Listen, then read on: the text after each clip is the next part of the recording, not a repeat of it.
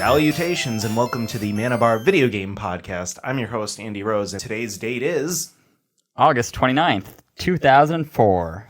2019. Oh, Jesus Christ. Off by 15 years, Playing a but lot that's of all World right. Warcraft Did Classic. you say 2004? Yeah. Did you mean to do that? It was a WoW Classic joke. Oh, it was a joke. I thought you actually screwed up. I mean, And I'm joined here It with wasn't a good joke, so Matt Samarco Probably you could still call and it screw Dan up. Party. hello. Hello, Hey. hello. 2004. What was I doing in 2004? I wasn't playing WoW. Yeah, that actually, I don't think it was out till like the end. I don't know when it was out, but I think it was the end, so it might not even have been out by August 29th. 2004. I was watching Naruto and being a junior in high school. I was playing Great. some GTA Great. San Andreas. That's probably what I was doing a lot of. How you guys doing? I'm doing great. How you doing? I'm doing well. I very excitedly set up my new shelving unit Yeah, we saw that.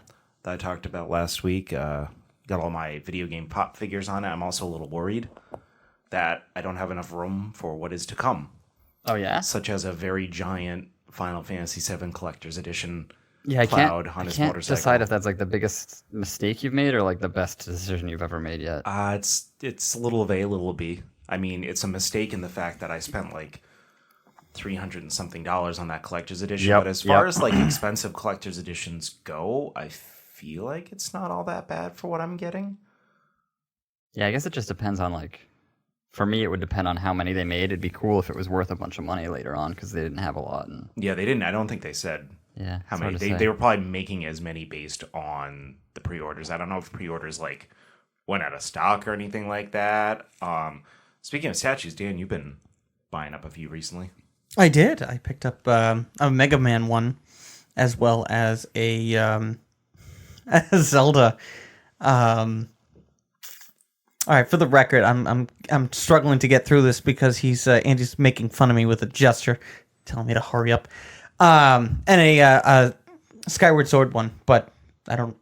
That Skyward Sword one, actually, both. I will say I'm pretty jealous of both of them. Both of them look. Yeah, I really was surprised. awesome. Both of them were about $40 a piece. Mega Man's kind of like my sleeper favorite franchise of all time. It's a franchise that I like absolutely love, but I never talk about. I think it's overrated. Really? The first two are great, and then X. 8's good, and then there's a bunch of bad ones. There's a bunch of really bad ones, I feel like. Go on.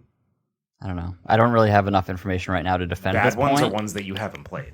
No, like the 4, 5, 6, All right. 7. One of those that you just named is one of the best Mega Mans I've ever played. Which one? It was not 7. 6. It's 6. Dan knows it. It's the I got it brand new for the NES when I was like 7 years old. It's a great game. I think the issue with Mega Man was it was more of the same. Yeah. Every It's game. too- you played. yeah. game. It's just the a same- new level. It's the same thing with the first 3 Sonic games. It's Mario, I guess, They changed didn't- up a lot. Mario changed drastically. At least from 1 Sonic, to like 2. Sonic was bad too, but at least they changed it up. After the first 3, they got bad, but at least they were different bad. I mean, Mega Man moved on to Mega Man X. Yeah, and the first one of those was really good, and then that kind of also feel like got I a little never dull. played past the first one, so I really don't know. 11 is tough. The new one. Oh, the new. Oh, that's. I can't even beat one boss. Aren't they doing another Mega Man X now too? Isn't that in production? I do not know. Maybe that was just a rumor I saw. You can't believe everything you see on the internet. So, anyways, can. great show today. We got a new listener mail that we're going to listen to.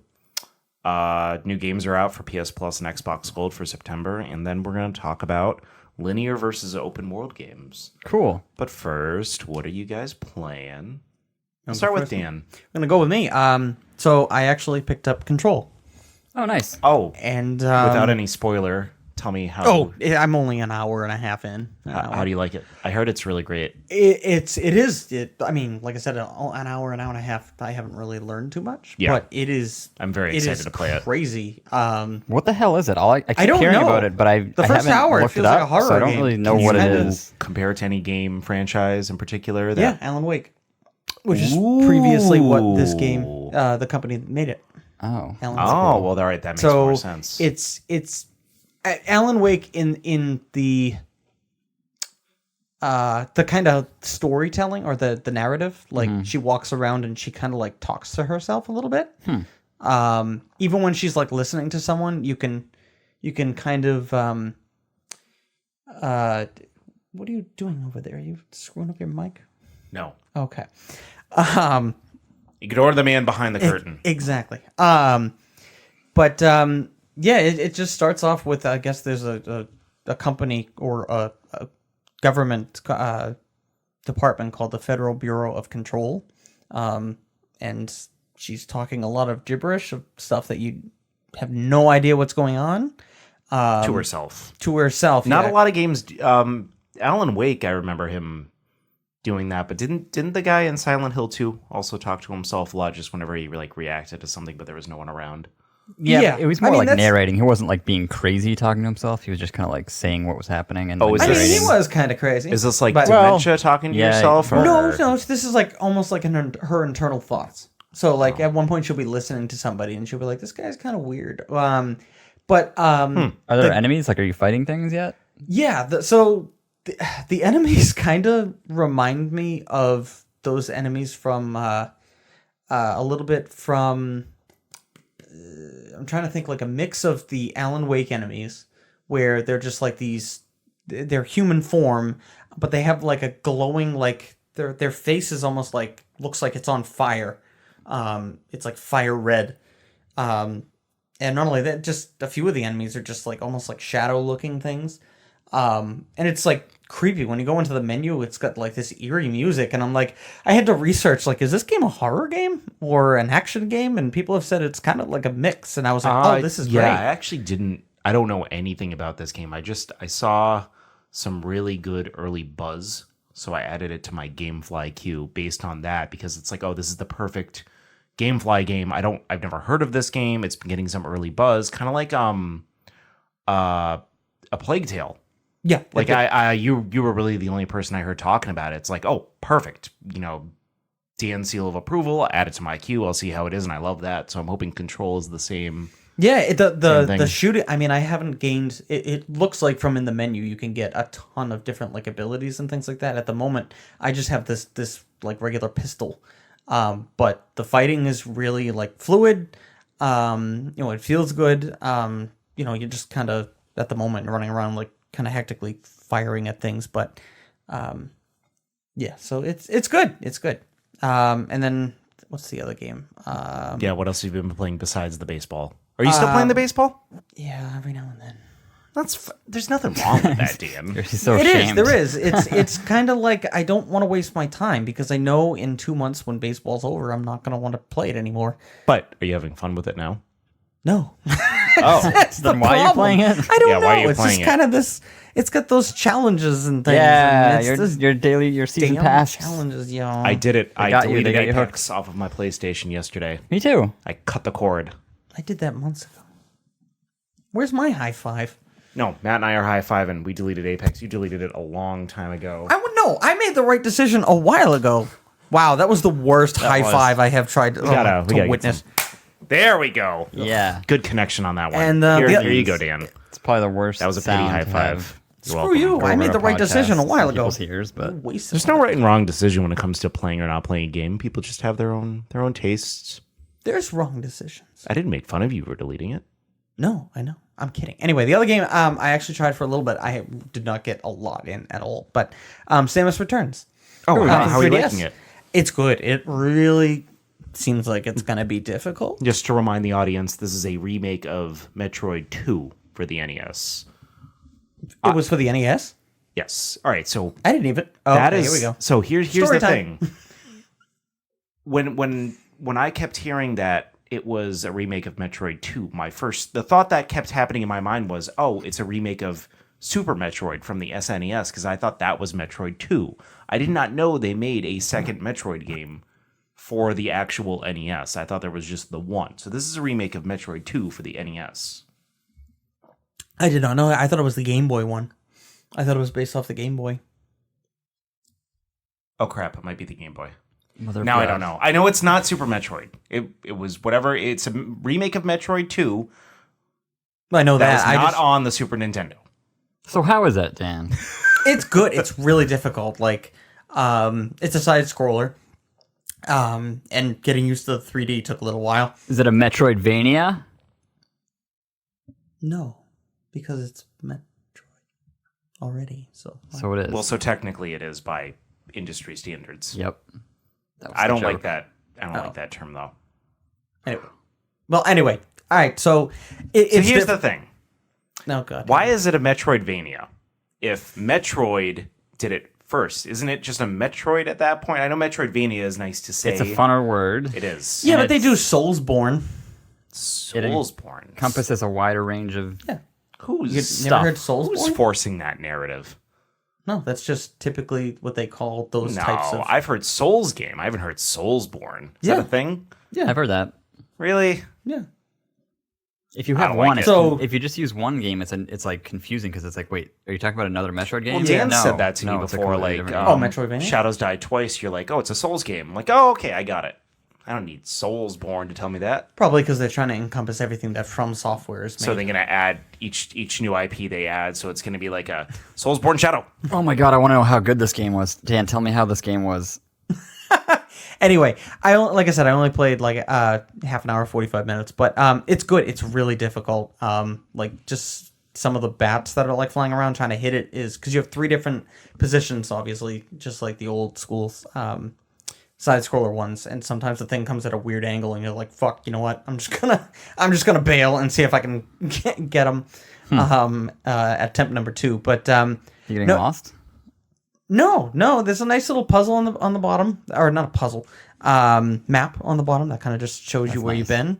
I get but frustrated when I get lost in those games and I have no idea where they want me to go and I have to go through the whole thing level over again. But no, it's really awesome. It looks great. It plays great.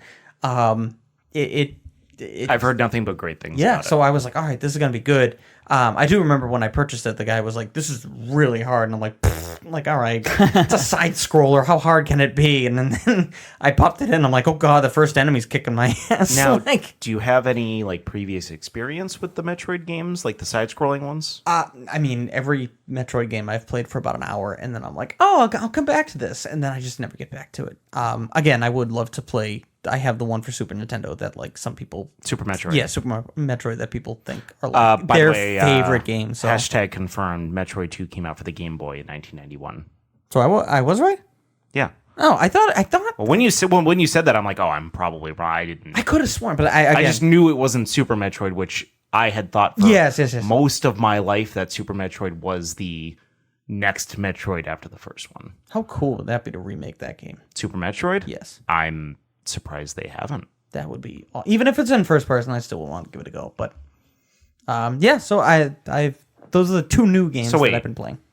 In 1 week, you've played 1 hour of Metroid Samus Returns and 1 hour of Control. What have your other hours been? Has that all been baseball? No, I popped in Gears of War 4, but it took about 6 hours to download, and then I played it, and I was like, oh yeah, I remember this game. Like, so I was just like, I'll just. Excited for Gears 5? I'm excited for Gears 5. I just something about. I like the character, the Kate, the main character. That's actually one of the reasons I'm really excited about it. The other guys are just so stereotypical, boring characters. So JD is like Marcus's like son, like the main protagonist from the first 3. He's like the face of he was like the face of the franchise, Marcus Phoenix. I'm shrugging my shoulders. Oh, the big guy with the bandana? Yeah. You play as like his son. I know, big guy with the bandana. So his son just felt like the Marcus? same copy. Yeah, I guess exactly. that's his See, name. there we go. All right, I can talk to you. I about never associated a name with him. Yeah, Marcus's son, JD Phoenix, which is such a really dumb name. But anyway, it just felt like more of the same, and I was like, I don't like this character. But there's a girl in the mix named Kate, and she has some like kind of demons with her, like internally. Like a rich backstory. Yeah, like a backstory of something that's like plaguing her, and it's like, all right, I'm interested in this. She doesn't come off as the same like broski type character as all the other ones who are just like, I have muscles, I have guns, I will kill you. So I was like, all right, this is gonna be neat, and it looks like they're really trying to follow her narrative in this one. And they're also No, are you talking about Gears 5. Gears 5? Yeah, Gears 4, Okay. she's in it, but she's not like the main okay. protagonist. She's just a character. So- So this one is all like you follow her and you play as her. So I was like, all right, this is awesome. I Yeah. like that. I like this change. So the rest of your time has been the baseball game. Yes. Yes, Andy is putting I'm consoling a him pity hand on my shoulder. my hand it's on his one of shoulder. it's one of those things where you just like, I don't know if you guys get it when you played Apex, where you get like, you come so close and you lose because of something stupid. I don't know if one of you makes a mistake, or Yeah, it's one of the other frustrating. kids, like, he does really poorly, and you just Hashtag know deleted Apex. that you could have beaten him like easily. Ooh. Matt's got actually kind of referencing that. Matt's got a really funny Do I? rage quit No. story. We said that didn't happen, Andy. Oh, it happened. I'm bringing it up. What's happening? Yeah, I downloaded Gears Pop to segue off of Dan's Gears talk. I had fun with it. Oh, that was so much of a better segue than what I come up with. Yes, it was. I am bad at my job. Yep. Yeah, so it's pretty fun. And then I lost 7 games in a row, and I deleted it, and then I reinstalled it 2 hours later because I Now, really let me break down this narrative for you. So Wait, were you there for this I deletion? came home one day and Matt goes, "Yeah, I deleted Gear." Or no, you texted me. You're like, "Yeah, I deleted Gears Pops," and this was another like Clash Royale like game, which Clash Royale you also more or less didn't really rage quit, but you had enough and you deleted it. You never went back. So you deleted that, and I'm like, oh, how long is it gonna be before you reinstall? And you're like, no, I'm done because you said you only had like one more match to win. You lost 7 times. So I was in trying a to hit row. like 1,200 gear score because that gets you to the highest arena, which gives you to the highest loot boxes levels. It's like, all right, if I get there, then it won't matter if I lose that much because at least I'll still be getting the most amount of pins or loot. Is that from my what wins. it's called? Gear score? It's the gears. So you have like I have Like literal 1,500 gears. Yeah, you have 1,500 gears or whatever it is. And then 2 days later, he's like, yeah, I re-downloaded it. I did. I wanted to play it again. That's nothing wrong with it. It was just funny the way it happened. I did that with Clash Royale. I deleted it several times before Yeah. deleting So it for the final. I mean, I feel for you, Andy. It's almost like drinking. Like, all right, I'm done drinking, and then they're like, all right, I'm gonna drink a little bit, and then they're like, no, I'm done drinking again with that game, that Clash Royale. Because whenever you come to me, you feel like It's an cleansed. addiction. I know you come to Yeah. me, and you're like, Dan, I've deleted Clash All right, Royale. well, hang on. Not to take all of Matt's time, but I deleted it the first time, and I was done with it for a very long time. And then in a span of a week, I re-downloaded it 4 times and deleted it 4 times. But after that, I was done. fair. Wow, that sounds respect like that. more of a crazy Until I get another like. taste. Once I get another taste, I'll be hooked again. Yeah. So, if you've ever played Clash Royale, it's exactly that. It has some interesting tweaks to it.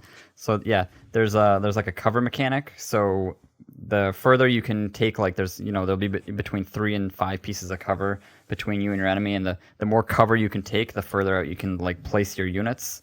It's just like a mana bar that you have. Each of your units costs a certain amount of Mana mana bar. or power or whatever it is to place it, and you each get it at the same rate. So you just kind of use that to put yours on the field and try to take out their turrets. Which and main base. I feel it's harder for the opponent. Like, I know it's the same setup as Clash, where you're taking over their spots and you're able to put your people closer, but I was looking and it looked like this like 5-tier system. Yeah. Where like it's really hard for them to come back if you get too deep. Yeah, if you get deep, it's really frustrating because then you can only put your units like they have like control of the entire battlefield, and they can put units anywhere they want. And there's some units that are really frustrating. Like there's a sniper unit that can kind of shoot wicked far away. So it's unless you throw a grenade or something like that, it can be very hard to get those when you're placing all your units right next to your base up front, and they have to travel through all of the enemies to get to them. But it's been pretty fun so far. I'd say there's like a couple. There's also a horde mode, which is fun. It's like a co-op 2-player thing where you can fight against the computer, like 2 or 3 waves of enemies, and then you get some rewards that way too. Which is funny because I almost feel like, and maybe Dan, you can attest to this, Gears kind of like originally promoted that like kind of horde mode mentality. Like I feel like Gears is the first thing that pops in my head when I say horde mode. Yeah, I can see that. Yeah. Like that was the first time like the whole horde mode term started to be used, was the original Gears of War games. Yeah, maybe. But yeah, so that's the fun mode. But the problem with that is you need like tickets that you earn from your chests to play. So you can't always play that mode. You literally have to hope that you get a chest this day that will let you play like 1 or 2 rounds, and then you invite someone in your clan to play with you, or your crew as they call it. And then so if someone invites you from your crew, you don't need a ticket. You can just jump in on their game. So the 2 things that make me a little hesitant about this game are, one, like all the characters look way too similar. And maybe that's just I've never played a Gears game, but I feel like in Clash Royale, even when they had new characters, you kind of intuitively knew, like, okay, this is going to be good against that, or like this is a flying unit, but so it's going to be weak, but it's going to really destroy ground. Like it was very good at kind of showing you what it was going to do just by like a quick animation or what it looked like. They all look like Dan was saying, they're all generic. Like, I'm the bad guy. Like, I'm a big tough guy, dude. So they all have very different. Like, some of them, can shoot further away. Some of them shoot bombs. Some of them are weak. I had a similar issue with Command and Conquer, the phone game version of that, where like I couldn't tell one tank from the other tank or anything like that. So a lot of the time, like I don't know what. In like some of there's some more rare units that are legendary or epic. So it's hard to tell when those are even on the battlefield, and they can do some very different things. Like one of them can switch between the left lane and the right lane. One of them can like shoot out some other guys. One of them, they do all these different things. So it's hard to tell who is who until they start using that. Like one guy can heal himself. So it's hard to strategize when you don't know exactly what guy you're up against. And the other thing is, and this is a little more personal to me, is so when you unlock chests in Clash Royale, you unlock one at a time, and then like it'll be like a 3 or 8 hour timer, and then you come back to it after the timer's up and you open up the next one. But in this one, all 4 of them open concurrently. So you can get 4 chests, and like the timer will be counting down on all of them. You don't need to wait till you get one of them, which on the one hand is good. Like you can get more units that way, you can play more games, but also I feel like it's a lot more demanding of your time if you actually want to stay like up to date all the time, because you literally every 3 hours you actually have to play matches to win more chests. Whereas in Clash you could kind of just play once a day and get 4 slots, and then that would kind of take you through most of the rest of the day. So you can open a lot of chests at the same time as opposed to one at a time. Yeah, so like I just played a few games before the podcast recording, so I have 4 chests, but they're all going to be done in like 3 to 5 hours, so I'm going to have to play 4 more times. Whereas in Clash, I would just have to like play 1 more time to fill up my chest, if that makes sense. I feel like I would just automatically wait until nighttime to open all 4 chests. Yeah, what I'm trying to do is just play it kind of casually, because I'm kind of one of those min-maxers that loves to open as many as you kind of get the maximum results by always opening a new chest. But that seems like way too demanding, because I'm not going to be able to play 4 matches before work, 4 matches when I get home. Like I can't, obviously I'm not going to play during work, 4 matches before night, and then I'm up until like 11:30, 12 or whatever. Yeah, we don't play phone games at work. I sure don't. I don't know why you guys are looking at me like I do. I have. Are you still the first person that people look at as soon as you come in that room? Yeah. I did buy. I actually. Well, you do have that little wall, so you can put your hand. No. Not with the standing desk.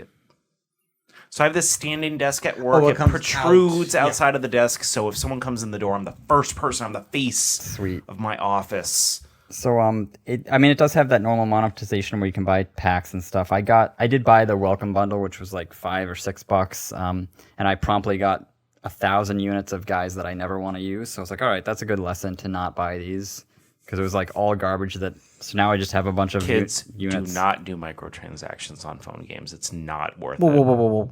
Any microtransactions on a phone game is terrible. That's what I just said. But I thought you said. Well, you said kids. I meant like. Oh, I'm sorry. That applies to adults too, but I'm warning the children because they're the ones that have the mom's credit card linked to the phone. So I would say, my final score is probably not the 8 I predicted before. Maybe it's a 6. I mean, it's not. It's a fun game to play. It's just there's some balancing issues, and just the monetization is still. Is it any worse or better than Clash? No, I'd say it's about the same, because like it definitely Clash as like a game on its own, like the quality of the game, it's good. Is actually really good. Yeah, I would say. Yeah, I would say it's probably not as good as that, at least now. Like with the balancing, it feels like there's some units that are like you have to have the sniper in your deck. You gotta. Yeah. There's a few guys that you like are kind of useless. Whereas I feel like it was pretty balanced when I was playing Clash. I haven't played it in a year or two. It was really balanced and kind of exciting that way. So there was like 2 characters that were completely useless, and I mean, everybody else was. It hasn't been out for a week, so maybe I never played Clash the first week it was out. Maybe they just need more time balancing. Ground floor. So that might be just something we'll have to wait and see. I mean, I'll check back in, probably not often, but we'll see if I'm still playing it in a few weeks or months, see if it's gotten any better. Aside from that, you've really just been dragooning, right? So I've been playing 2 other things. Legend of Dragoon, I got to the 4th disc. I'm about halfway through, and this might be my last update on it, because unfortunately, I'm learning about this widely known, I guess, bug on if you play that game on the PS2. Now, it's a PlayStation 1 game. Obviously, PS2 is backwards compatible. So I play all my PS1 games there. I don't have a PS1 anymore. it will actually freeze after boss battles and just completely go to a black screen and then just crash. And that's happened to me about 5 times now. And boss battles are kind of the only difficult part of that game, so it's kind of frustrating to go through all that and then die. What makes it even worse, and online they say the way to kind of combat this is to not use your Dragoon form during the boss fight, and that'll fix it. And it's actually worked for me a few times, but using your Dragoon form is like your ultra powerful moves that do a bunch of damage. So it's kind of like in a Final Fantasy game, your limit breaks or something, being like, oh, you can't use limit breaks like on the boss fight when you need them the most, which is like extra frustrating. So I'm getting pretty frustrated about having to fight these, as there's more and more bosses at the end too, having to fight these guys and just like eking it out and then crashing. Only time I've ever heard of a coding issue with a PS1 game. Me neither. I had never heard PS2. about this before. I've never had a problem. If anything, my PS1 games have gotten better playing on the PS2. Yeah, I was trying to make a point because I beat the game on PS1 and I always went back to it and I would play it for a dozen hours or so and just fall off. So I was like, I'm going to beat it this time.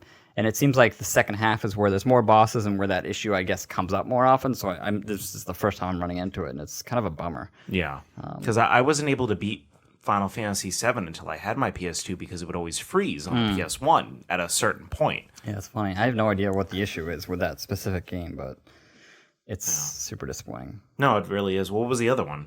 WoW Classic. Oh, yes, and I guess we can just talk about that now. Might as well. You have more to say about it than I do. Yeah, it's fun. I mean, it came out, a couple days ago on Monday. The servers have been, a nightmare. When I went on at 6 p.m. Eastern time when all the servers launched. It was a complete cluster. Like a lot of the servers were crashing down. So you would go into the major city and then there would be literally no NPCs, no other people there. And then I tried to leave the city and it wouldn't let me. It's like I was stuck there for like 30 minutes, and then I finally was able to get out. And then, you're fighting all these boars to get like the first quest, and there's a million people there, which so you is can't even funny find them. Because I thought you were just using that as an example, as like, oh, you have to fight boars. You literally need to fight boars. Yeah, but I'm having a lot of fun with it. Like I had jumped back into retail to try to recapture that magic a few times in the last 10 years, but it was always just too easy and kind of too monotonous. Like, oh, just leveling up, killing guys easily. It's just like I remember, pretty challenging. Like it's hard to get your level. It's hard to do some quests. The professions are really interesting, but they take a lot of time. But I've already, been communicating a lot with like people and, I joined a guild and then even just random people. Yes, we joined a guild and I am technically in. Even just like random people, you'll be walking around doing a quest together and you'll like invite them so that you can each do, get 8 kills or whatever. Oh, I always like that. Like even just like randos. It's definitely feels like it's a better social environment, which is I think what most of people wanted from WoW Classic. Like you can't just queue into dungeons and stuff like you used to. So you actually have to talk to people and help each other out. Oh, so the dungeon finder is gone now. You can't just say like I'm DPS. I'm logging into this dungeon as a DPS and helping you find the person. Yeah, you got to kind of go to that area and be like, hey, just tap into general chat. Hey, does anyone need a tank? Da da da da. Run. My experience with WoW Classic has been what my coworker has explained to me. I've been fighting the first boss, which is the queue line. Yeah, it's been pretty rough. There's been queues that have been, depending on what server you're on, it can be up to like hours long just trying to get to the. But you said they might have fixed that now. Yeah, I didn't read too much on this, but as of Wednesday night, they did some sort of fix to make the capacity a little bit better. So we have the server we're on is called Pale, and it's not one of the highest populations, but it's not one of the lowest either. It's probably somewhere in the middle, and it seems to have taken maybe a 2.5 hour wait to like 10 or 15 minutes. Plus just the fact that the game's been out, and it seems like as people are like, all right, well I've got that first hit in. Now I can go hang out with my friends tomorrow night. Like, there's going to be less people coming on each day as opposed to the first 2 days. For me, it was, I'm shelling out the money. You better get me in there quicker. True. Yeah, it's You have to wait to fight the boss? No. that was a joke. Log into the server. It was to queue into actually getting into the server. There was a long wait, which Matt did warn me about on the first day that there was going to be long wait times. But it seems like they probably diminished that issue by now. Because you said you tried logging in earlier and it said there was only a 5-minute wait time. Yes, I was able to log in. Like I was just waiting for 5 minutes just to see what the queue was. Because yesterday it took me maybe like 90 minutes. Today it took me 5. So I don't know. we'll see. Hopefully, it'll just get Yeah, better from there. I'm not going to be touching it again until probably tomorrow or Sunday. So we'll see. So I actually had a question since we're talking about WoW already. I had a question for you. up? So my dad plays WoW. Yes. My dad has been playing WoW for probably like a decade now. Yeah, it's 2019. Yeah, he's probably been playing since 07, 08. His friend Mike got him into it. And, he's not the most, I wouldn't say he's the most tech savvy guy, but he has different terminology than I do when it comes to WoW. So I want to know, funny. is this like a dad term for WoW, calling your character a toon? No, I've heard that from people. I don't think that's very daddish. It's just A term people use instead of saying character, they just say toon because toon. it's like quicker. Yeah. He said that to feel me, like- and I'm like, what are you talking I about? feel like dude would be a dad character. Like, oh, this is my dude. Oh, yeah. That feels more daddish. It just sound like I don't like it. It makes me feel dirty calling it a tune. I don't know. There was just something about it. But yeah, like I was marginally excited to play WoW Classic. I wouldn't say thrillingly excited. I don't have the same experience that Matt does with it. But yeah, I was just waiting in the queue forever. Eventually, I just kind of moved on yeah. to other things. But I'm excited to play it, like, over the course of the next few weeks, like really sink my teeth in, see how I like it. Yeah. I'm still looking at probably just a month playing it, but we'll see. Yeah, we'll see how far I get into it. I mean, I wanted to do the raids and the end game stuff, but it can be like a struggle to get to that end game. I think I'm only level 12 right now, and I've been playing quite a lot, so it's probably going to take me a while to get there. Yeah. But I'm enjoying it. It's very there's a lot of different layers to this game, like with all the professions you can do, and just kind of like there's just so much going on that it's kind of more than I remembered, which is kind of good. Yesterday, I asked Matt, like, oh, hey, when you going to have a second? I just wanted to show you something really quick. I meant really quick. And you're like, well, I'm not getting up from this chair for another 4 hours. True. So it was really just to show you my shelf, my completed. And I still haven't seen it. You still haven't seen it. You're, 15 feet away, 20 feet? True. away? I mean, after this podcast, I'll have a nice 15-minute block while I'm in that queue. All yours. I could just show you a picture right now. No. We're No? in the middle of a podcast. You want to see it in real time? Yeah. Okay. I'll let you see it. So, What have you been playing, Andy? I'm a little ashamed You should be. of, ouch. All right. Matt's off the podcast now. I'm pro shame. I don't know what it is. It's just one of those moods I got into, but I've been playing a lot of Fallout 4. Like, 4. I mean, that's a better shame game to go back to than MLB The Show. especially the current one. What's wrong with the current? Because you made that whole big deal about, like, oh, I only buy it every other year, and then you I bought didn't it. buy it brand new. Just keep. All right, keep talking. So yeah, I'm back into Fallout 4 ever since we talked about the Red Sox game. I've just been I'm even trying. It's a guilty pleasure. All right, so here's the thing. No, it is a guilty pleasure. I enjoy. And you almost got me wanting to play it. But here's the thing. I've run into an issue with it. Uh-oh. Where I'm trying to play it differently than I did the first time, but the That's game hard. Good makes it choice. nearly impossible to play it the way I want to play it. So the first time I played, I'm a normal Boy Scout when it comes to games like that where you have choices and you can make the good or the bad or the medium choice. Like I want my teammates to like me. I don't want to kill anybody or send anybody to their doom. I'm always trying to talk people out of situations. And there's this one mission in particular. The mission is called Human Error. And you find this place called the Covenant, where it's almost like it's stuck in the 1950s, where like everybody's all happy and golly and gee, but you find out that like a caravan was taken over and maybe the people were kidnapped off of it. So you go and investigate that. And as soon as you walk into the place, you have the option to either charisma your way out of the situation or you instantly have to fight the people. Well, at the charisma of 7 or 8, I wasn't able to talk them out of not fighting. So I'm like, all right, I'll come back to this when I have a charisma of 10. So That's not the boxing. no. Oh, okay. So I put all my charisma up to the highest level you can put your charisma. I went back, I sweet talked the guy, he brought me to the scientist. Nice. And here's the thing. Interesting, Andy. It doesn't matter the choices, because I played through the scenario 3 times. It doesn't matter the choices you pick. She says the same stuff.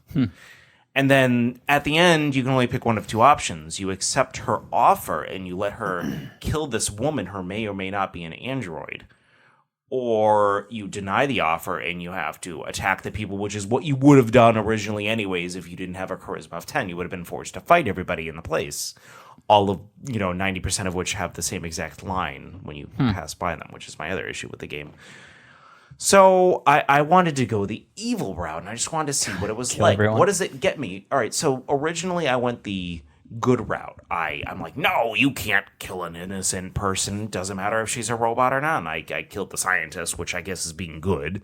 I released the woman, and then you go back to Covenant, and everybody hates you, so you're forced to kill all of them. This is the good route, I remind you.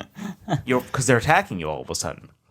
That sounds like something an evil person would say. You're just forced to kill everyone. No, because they start attacking you because they think you've ruined their way of living. So you have to attack all of them. And then as a reward, I guess a reward in quotes, you can use their town, their shanty town, stuck in the 1950s as a new settlement.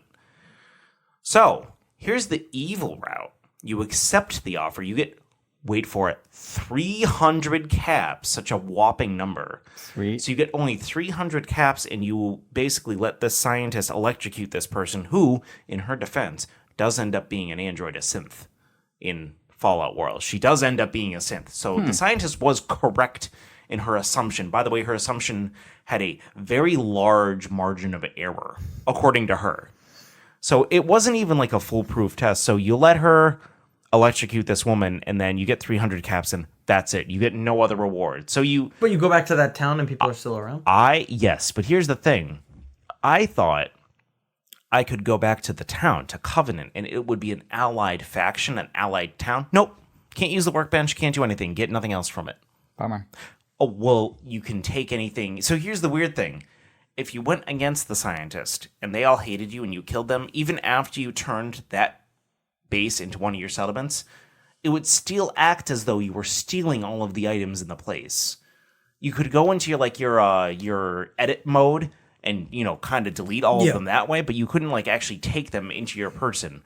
But if you're allied with them, you can steal whatever you want, but you can't use it as a settlement. It's very strange. It's Bethesda games. I've noticed this a lot in Fallout 4 where picking the evil option, it's not like there's a good trade-off. The trade-off here would have been you get 300 caps. Whoop-de-doo. Yeah. It's just not a good trade-off. I was hoping It'd be more drastic. I was hoping the choices would carve a different version of the game for me, but it really doesn't. That's why a lot of people didn't love Fallout 4, for story-wise, because I feel like a lot of the decisions were shoot this person or shoot that person, where the other one where it was you talked your way out. Now, is this Fallout 3 you're talking about? No, Fallout 4. A lot of people... No, but you said the other one. The other one, people like it better because what's Fallout, the other one? Fallout 3. Okay. Fallout 3, there was that, you have the part, the whole Megaton. Do you blow it up or do you not? That town is gone. And that's not a decision that has anything to do with the outcome of the final boss in the that's game. just the whole town blown up, and then that one lady that's randomly walking around. And really, the only important decision you need to make in this game is which of the three factions do you want to survive in the end. And it's none of your other decisions matter. It felt like filler. A lot of the stuff. And I loved the side questing in that game, but the decisions in the end, the DLC was great though. I wish that I was just equally rewarded, just in different ways. I feel like they kind of point you in the direction of being good. You usually end up getting penalized for being bad, as opposed to getting a nice, cool story about getting powerful and strong, and having some sweet empire or something. So I always feel like I have to go good when there's that option, just because it seems like better overall storyline. Yeah. Question, Andy, with your it seems like you really love going back to this game, and these little complaints that you have of I want to be good, I want to do this, or I want to change the game a little bit. You should really at some point check out the mods that you can do, maybe even playing it on PC, because the amount of mods that you can do. Well, and I mean, you can manipulate the game and change it a lot. They have changed it so that you can have the dialogue choices are more fleshed out. I think I did add one of those. I added one. I forget what the mod was, but it said adding in things that they took out, play the game the way it was originally meant to be played or something like that. And it didn't really go into much description. I don't know what it added or took away because it's been so long since I beat it the first time. Yeah. But it's like, I just hope that first of all, I hope Bethesda moves on to a different engine finally. Yeah, not an MMO, please. Well, and not an MMO, but like a better looking Fallout and maybe one where the choices matter a little more. I have added quite a few mods onto my game. Are you playing on PS4? Yeah. Well, the PS4 one, unfortunately, they can't change a lot of the assets in it. I guess that was like something that PlayStation didn't allow. Whereas the Microsoft Xbox version and or the PC, the mods are insane. Like you can completely change like the user interface. You can change That the assets in the game don't bother me though. Well, you can make it look better. You can make it play better. Oh. Yeah. So, and unfortunately, in the PlayStation version, they only kind of swap things. Like, oh, you can swap the color of this, but Yeah. the PC and the Xbox version, you can actually update the textures. It's unfortunate. I'm just never going to play the Fallout 4 on either of those platforms. Oh, see, I'm just surprised because I figured the PC and, like I said, well, obviously you're not going to get an Xbox One, but the PC, you'd be able to update so many I don't know that. I heard that Xbox One Sad Edition is selling like hotcakes. So Doesn't exist Please tell anymore. me you're... Oh, never you're... happened. Okay, that was sarcasm. sarcasm. Thank you. Damn. Thank you. Okay. Just to alert you. At first, thank you. So final game that I've played and also Dan has played in the past. Oh, right. Well, I weeks. didn't count this as a game because it's not technically... No, but I think it's a good time to bring it up. We both tried the Call of Duty Modern Warfare beta. How's that? Alpha. Alpha. Beta's coming out in September. So, which you can get by pre-ordering the game. You get the beta for free. But so the alpha was only one mode. It was a 2v2 mode. One was you started off with the same weapons as your opponent. The other mode was you pick up the weapons on the floor. Oh, yeah, procure on site or something. It was like, I didn't even know. It was like some three initials like OSP or something like that. I didn't really Like know Battle what it Royale stood style. for. So here's the thing. But it's stupid. It's kind of like instead of the gun in your hands, the gun is like 2 feet away. It's like, And all right. you have to like be right on top of it and hold X for a while to grab it. I'm sure there's people who are like figured out all like the schemes of grabbing them faster or whatnot. But here's the thing: the gunplay in the game I thought was really good, but the mode is not something I would ever play because you start 2v2 on a very small map and it's so quick. And if you have two people you're playing against who are like either really good at Call of Duty or are on voice chat, you're screwed. Yeah. Almost, because it's such a small map against two people. But like, I will say, as opposed to a lot of the other Call of Duties or even the last one I played that I had a huge problem with, it wasn't, you see the kill cam, not once did I ever feel like I was killed unjustifiably. It was more just, oh, that's how I died. Yeah. Or, oh, you played better than me, or you knew how to use the guns better. So I will say that. So how did it work? When someone died, did the other player just have to? Did you respawn or No, that's it. Does it end the It's- round after you both die? Nobody respawns until both teammates die on one team, or you can capture the flag in the middle if time has gone on long enough. And then there was like a certain amount of times you had to do that. The match just is like restart with the the match same is like two people 30 that you're playing seconds against? long. If nobody Okay. starts, if nobody Or the round. And Yeah, then the the whole round- match is like, what, 8 of those? 5 of those? best to whoever gets to 6, 5 is match point. Okay. So basically the round is like 30, pretty much 30 seconds of like regular run around shoot. Then after about 30 seconds, there's a flag in the middle of the map. And if nobody's like basically to prevent two people from like sitting and just waiting for each Yeah. other. So it gets you to move and either you kill the opponent and win or you get to that flag and stay there and capture for like 5 seconds. It's just a lot different than the normal, like, what is it, 6v6, 10v10 or whatever. Yeah, like a regular like team the deathmatch. normal Call of Duty matches we would be on because the map was so tiny. Yeah. Yeah. Do you spawn randomly? Because I feel like the big problem with that would be like, okay, I'm just playing No. the same match. I know where No, they're so coming from. here's the thing. It's 2v2. You're always spawning in the same place, and then it would count down and match start. As soon as two teammates on the opposite side died or the flag was captured, both teams respawn and then it counts down again. Yep. Don't And then you think eventually that- switch sides. Don't you think that kind of takes something away from it when you know they're going to be in that direction? Basically, like they're not going to come from behind you if you're running right towards them. Like, Well, Well, that yeah, was there's no real mystery about where they are. No, there isn't. That was the But mode. that's where Yeah. it's like, do I go left? Do I go right? Do I go straight? What do I do? And it's mostly for like quick Staying twitch. in one place does not help. No, camping in that game does not work. I tried, Which is for good. the heck of 'cause it, just to see, don't like, want all right. people to do that. No, I don't. But I mean, there's also no radar, so when the maps get bigger, I'm more excited for the beta, which I am probably going to pre-order the game just so I can get the beta for free. I guess that means I'm getting the beta for $5. I thought you already did that. I thought you got. I talked about it. Oh, I actually did it. Okay. Just to get the beta so I can try it out and, figure out whether or not I actually want this game because, I don't want Activision to get one over on me again. But so far They've sold me. I'm not, oh my God, 10 out of 10, so excited. But I'm like, you know what? I've seen enough where it's like I can see myself playing it. Yeah, I know from the multiplayer because that mode I would never choose it. Do you know when it comes out? The full game? My birthday, October 25th. So It comes out October 25th. We don't need to know that it's Dan's birthday. anyway, I think it's important. Anyway, it felt really good. I mean, it felt like a mix between what should have happened. It feels like a mix between Call of Duty, where it's a little bit arcadey, but the guns have realistic recoil. I feel like in this one compared to the other Call of Duties. I don't know what your thoughts were, Andy. I mean, trying to shoot with a 50 caliber handgun, you might as well friggin' aim at the ground. Yeah, because after you that's- fire a second bullet, you eventually get to the target. That's why I definitely have to use the beta as more of a judgment call on whether or not I like the game or not. I did like that it didn't take 1,000 bullets to kill someone. Yeah, that was Kind of how very it should different. be in real life. I liked that the health didn't come back. Well, that's only going to be this mode.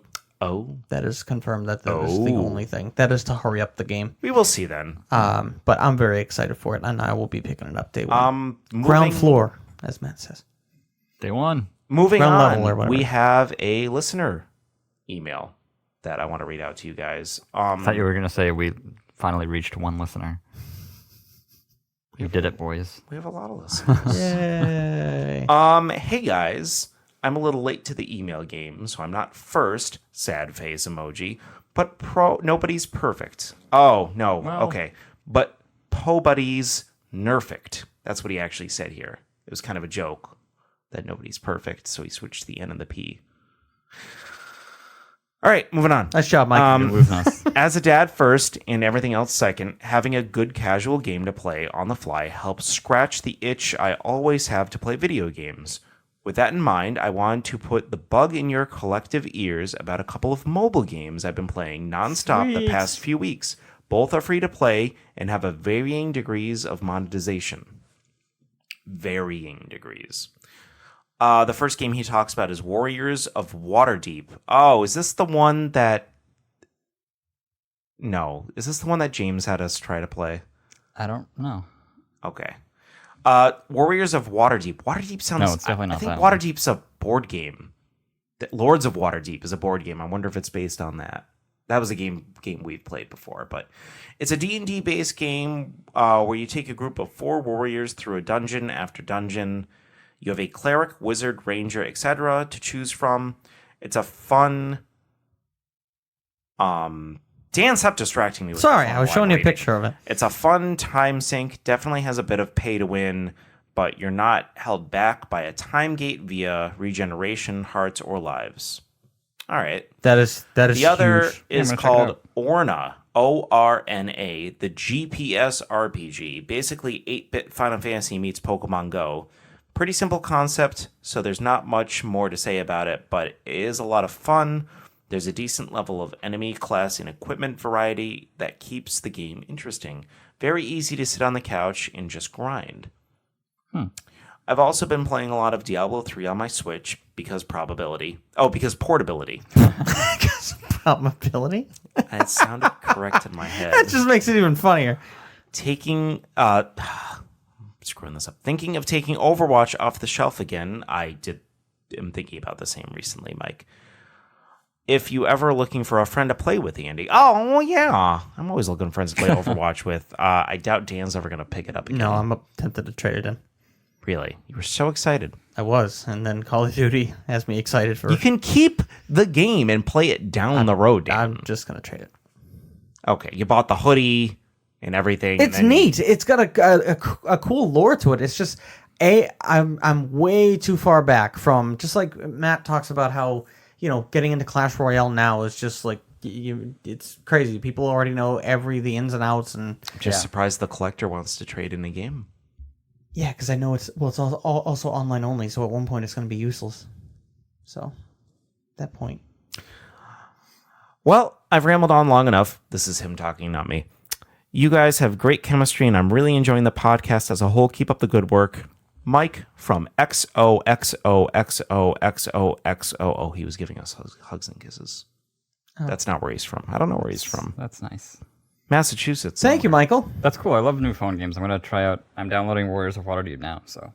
Live on the podcast? He's I'm going to ignore you taking guys your the rest of the recommendation. podcast and play games. I might try Orna. That sounds pretty cool. I like Pokemon Go meets Final Fantasy. That was a good description. But rather than waste time downloading them now, I'm going to wait until the podcast is over. Well, that's what that is polite to do. Moving on. We found out what the new PS Plus games and Xbox games with gold games are going to be for September. Ooh, I didn't even check this. Tell me. Oh, it's going to be a disappointment. It's always a disappointment. It's always a disappointment. For you, it probably will be, because A, I either don't see you into these two games, or B, you already have them. I definitely have one of them. So for PS Plus for September, it's Arkham Knight and Darksiders 3. That's decent. I played Darksiders 3, but I never owned it, and Arkham Knight is a fun game that I haven't played in a while. Isn't that like an Xbox 360 game or something? No. Arkham Knight was for all systems. PS4 and Xbox One, and if it was playable, PC. I know the PC port for Arkham Knight was really bad. That was the third game. Okay. Well, all right. Technically fourth, but in that trilogy, it was like the third game. That's actually a solid lineup. No, those are both like... Well, I don't know about Darksiders 3, but I know Arkham Knight is a AAA game, so that's like a really good one to download, kind of like Detroit last month or the month before. For Xbox games with gold, you have Forza Motorsport 6, Gears of War 4, and Castlevania Lords of Shadow. Now, Lords of Shadow, is that the one where it's the 3D one, or is that a side-scroller? No, that's the 3D one. Is that the second or the first one? First one. First one. Because of Lord of Shadows 2. It's the second one. Well, I didn't know. Well, that's a 360 game, though. Yes, it is. Oh, that's an old. They both are 1 and 2. Oh, they're really good. I thought 2 came out on the Xbone. No, they're both Xbox 360. Oh, but they never continued that kind of 3D Castlevania mentality after those, though, did they? They haven't made a game since then.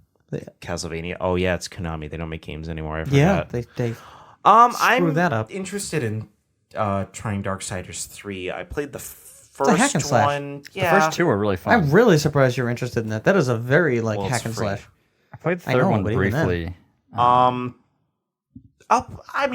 won't play a hack and slash for a large period of time, but I like that each one of them followed a different kind of like a Horse of the Apocalypse guy. I played a little of the first one. I heard the second one was a lot better than the first. Yeah, I liked both of them. Were really fun. They were the second one added a lot of like loot systems where you could upgrade your gear, which was actually pretty well done. I played the third one briefly, like right before Anthem, because I had that free month to play any kind of EA game on their all access little deal they had going, and I didn't love it. It felt a little more boring than the other ones, just a little more monotonous. Like it wasn't egregiously bad or offensive, but it was just kind of like, Game's like I played it for like an hour or two, and it's like, all right, there's really not much here. And I think that was kind of the general consensus too, that it was not the standout of the series so far. It was a long gap between the two.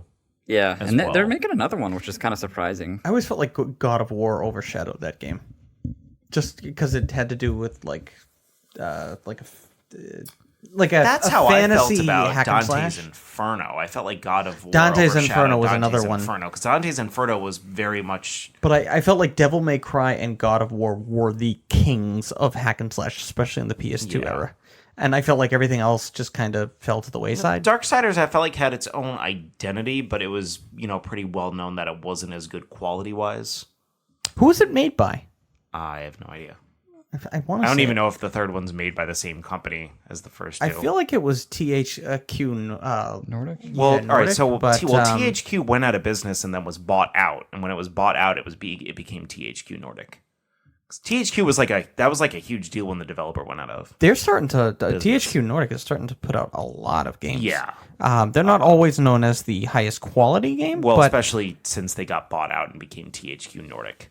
I was right. It is THQ Nordic. Nordic or just THQ?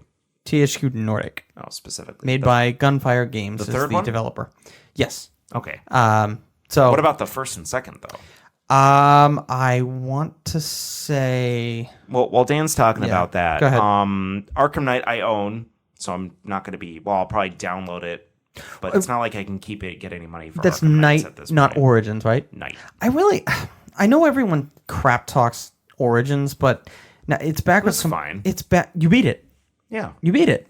Oh, I didn't know beat it that. a very long time I didn't know ago. you actually beat it. Did Yeah. you like the story? That was fine. Well, all right. I felt like they were just shoving it in my face, like the whole Joker thing.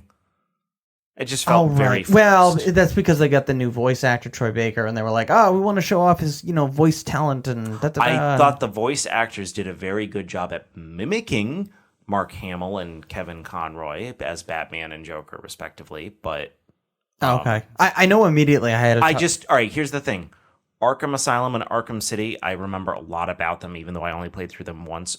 Arkham Origins was just very forgettable for me. See, I had that Deathstroke fight, and I enjoyed the heck out of that fight. It was fine. All right, maybe I do need to try it because it seems like you're not too. But Arkham Knight, I remember. I think more just because that was one of the first times I had the experience of seeing what PS4 graphics could do compared to 360. Especially Like with an that open next world too. generation graphics and like the rain and like how the rain hit Batman's cape and all that stuff. Yes. It was just like little Yes. things, and finally did getting look to good. ride the Batmobile for the first time, and then do a lot of those stupid tank fighting simulators with it. That was fun at the beginning, and then that got The first really time, and old then quick. you redid it, and then it ended up being kind of the final boss battle. But I didn't know they. So I was looking more into Darksiders, and they remastered Darksiders 1, and that was made by THQ Nordic. the remaster. The remaster, but So it must have been an original So THQ. developed by THQ, yeah. So Vigil Yeah. Games made the first one, yeah. So THQ, so, yeah. So yeah, so have you played any of the Arkham series, Matt? Are you planning on playing? I played them a long time ago. Like I feel like I got progressively less into them. Like I really loved the first one, and Yeah. I just feel like they were kind of the same. And I was like, all right, I'm kind of It was over the this. same combat in each Yeah, one it's of like them. everything's. I did it same. for the story because I'm a huge like Batman fan, so I was doing it more for the story than anything, and to hear Mark Hamill as the Joker anytime I can. Did you not like the combat, or what made it? It was so long ago that I honestly can't really speak to it. It's like kind of forgettable would probably Okay. be how I would describe it. Like I remember really enjoying the first one and then just feeling like these are all the same and the story is not very interesting anymore. Okay, because I know Honestly, City was And the I'm not a most big forgettable superhero for guy, me. but City. No, not because I thought it was like a forgettable game, but just because like for some reason I think I was playing a lot of games around that time, and it just kind of like I just forget out of what the three. Out of the three, you're talking Yeah. about. Okay, sorry, I thought you were talking about Origins too, and I was just like, wait a minute. you Between just 1, 2, down- and 3, City was the most forgettable just because I only played through it once, whereas Asylum and Night I played through twice each. Okay, in that case, yes, I agree. I thought you were just like including Origins. I was like, wait a minute, you just downplayed Origins like crazy, and you're not. Okay, you were talking about the 3 that was made by Rocksteady. Yeah, but I would definitely say give Arkham Knight a second shot if you can. yeah, I If you will have if time. I have time. I got too many games to play now, but WoW's taking over your life now, so yeah, WoW could be a problem. This might be a WoW cast from now on. We'll see how it goes. Matt's just gonna not show up for the next 2 months. Like, I have nothing to say, guys. Bye. He'll be over there. I'm playing a raid. No, because I meant to say, did you play Shadow of Mordor and Shadows of War? Yes. Did you play Shadows of War as well? Yes. Okay, never mind. And I had the same feeling. Like, I really loved the first one. The second one was okay, but it was just more of the same. I'm surprised you didn't like the second one more because it was like a loot fest, and I actually just was kind of went getting addicted to The second one just building went on that too long. the enemy.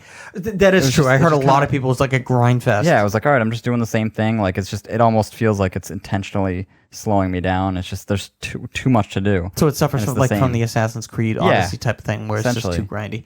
Because I was having so much fun collecting all like the armor sets, and I love those that kind of Diablo, like find the armor set and have it match, and then it gives you like a bonus like boost. Like, oh, this one gives you like 15% like armor. I don't know, I just thought it was a little slow. Okay, I love the Nemesis program part of it, or the Nemesis like mechanic that was part of it. But okay, no, I didn't know because I know that has the same type of combat that Batman does, but it's more free and open. Moving on, I thought this was relatively big news, even though I haven't really played many of their games, if any of them at all. No, I had to have played at least one or two. Telltale Games has been revived.